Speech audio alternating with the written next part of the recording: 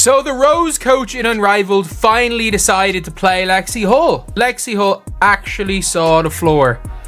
And what happened when Lexie Hull played more than like 4 minutes? Oh, the Rose win, first of all. Lexie Hull goes 8 for 11 from the field and has 19 points, 3 assists, and 3 boards.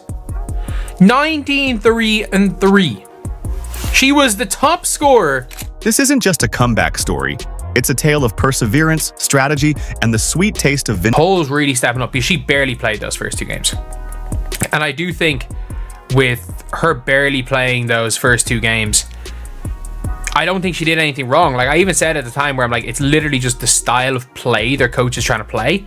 I didn't coaching where she doesn't really want to play you, and no matter what you do on the court, it doesn't matter because your coach doesn't want to play you, and then eventually your coach figures it out and starts you and plays you 30 minutes a game. Lexie Hull hardly played, and it was all within like the flow of whatever offense you run in Unrivaled.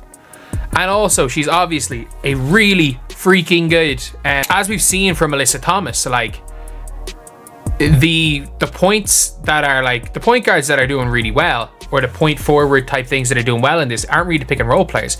It's the ones that are sharing the rock and hitting cutters, hitting like 3-point players. Like it's not about the pick and roll. It's not as important in 3-on-3. Especially when you can push the floor and you can run, and athleticism is the most important thing. Lexie Hull is going to have I think she's going to have a solid Unrivaled, and thankfully she's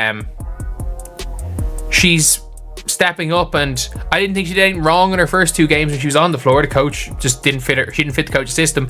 Thankfully, the Rose switched it up a bit. They won.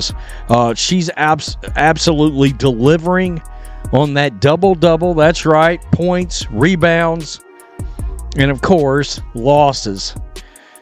Just in the same way that the Chicago Sky melted last year when her double-double streak started, she cost her team. People are saying, oh, she should have never went to Unrivaled. I still think, look, she's getting paid, 100 and something K, at least. Could be paid up to $250,000. Her, like, she's everywhere. Like, it's going to help her out. She drew the short straw with her team. The way the coach wants them to play is just not the way Lexie Hull is good at. No. Not only that, she's been good. Like, the problem isn't that Lexie Hull has been garbage. Lexie Hull has played well.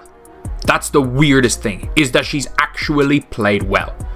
There is one issue with Lexie Hull, which is why I think she's not playing, but I think she has actually played well.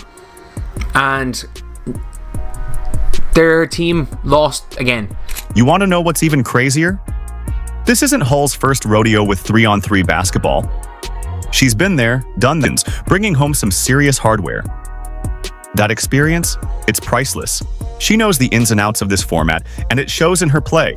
Still not convinced. And we saw Kate Martin have one of the best performances of the weekend with a double-double at the guard position off the bench in limited minutes, where she did unbelievable. But for Lexie Hull, at least now they're stopping running the constant pick and rolls. Like, that was the worst part about it, is everything had to be a pick and roll. So the only players really scoring were Azare and Angel got some shots in, and that was really it. And at least this game was good today. This game really, a brick from Chelsea Gray, an offensive rebounder and Vandersloot. Like, it's all from hustle plays, it's all from cutting, spotting up. A cut, Chelsea Gray hits her. Like, it's the off-ball movement that was really nice. Lexie Hull posting up Courtney Vandersloot. I stand by this. I thought at the start Courtney Vandersloot was going to be the worst player in Unrivaled. She's not, but she's very Vandersloot. She shoots it off the dribble. Bang. And then again, she goes and cuts on Vandersloot. Courtney Vandersloot, dear Lord. Like, then she's being guarded by Alia Edwards with the post fade. Like, Lexie Hull was doing a little bit of everything, but a lot of it was just her off-ball movement. A good screen by Brittany Sykes and a nice left-handed fit, just as far as her cutting. It was just cuts, hustle plays, and she was just doing a lot of the little things. Like, she didn't do anything crazy other than, like, she made one or two decent drives. She made she made a really good cut. Like, she made a really, really good cut. or say she make really good cuts, and that's really it. Like, it just shows how much like off the